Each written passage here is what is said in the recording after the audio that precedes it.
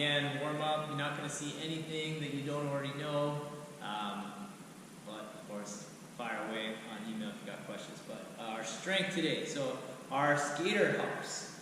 So we want to see, again, a lot of this plyometric work, there's two sides of it. One is the explosion or the liftoff, and the other is the landing and the absorption. And we want to be able to combine absorbing the force and reapplying force.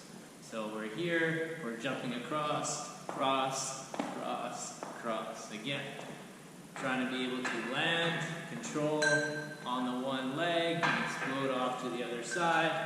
Obviously creating space where you can go pretty far. Our skater squat is almost like a Bulgarian split squat, except your back leg has nothing to balance on. You're supposed to lower all the way down until you get your knee to touch, and then coming up. Okay, but note my foot doesn't stop on the ground.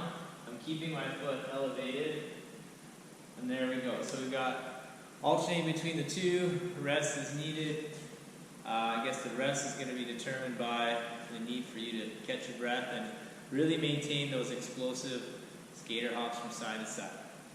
Workout portion, we've got a 20-minute AMRAP. So definitely, kind of important, not necessarily to sprint out of the gates out of these 20-minute workouts. You want to try and find a level of consistency. The movements on there, if I go all the way across the board, they're super straightforward. Maybe the one thing that could use a little review is the Russian box step up, or Russian step up, pardon me. I would have a higher box. If I don't, it's okay. What we want to see is a plant, step, balance, and back down. Now this isn't the ideal because I have an unstable object that I'm going to plant off of, but you need to be able to plant, drive, up, right? And at the drive up, right, you really want to see that you're able to squeeze that back leg as well as balance at the top. It shouldn't be step, oh, now I lift my leg. Is the moment you put your foot on the box, you are trying to drive up into that extension and balance point. So making sure that you're being aggressive on those step ups. Everything else on there is pretty straightforward. Maybe a quick view of that elevated hamstring. Okay, your box could be any height you want.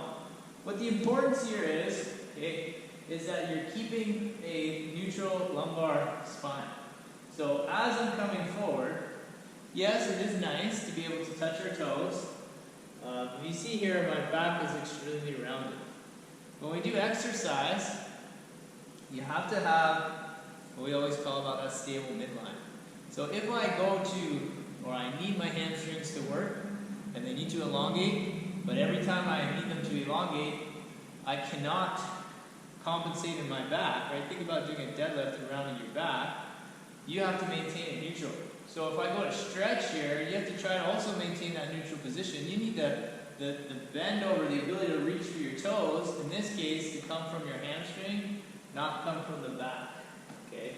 So it's super important that you keep that lumbar curve, that the stretch is really all in the hamstring, and you're doing it with the position that you're going to use in exercises. And the hip sleeper, we are going to come over, lying down on the ground, dropping that knee over, kind of like we're doing the 90-90, but now you have your opposite leg over top of that knee, applying more weight and more pressure into that stretch. So there we have Thursday. See you Friday.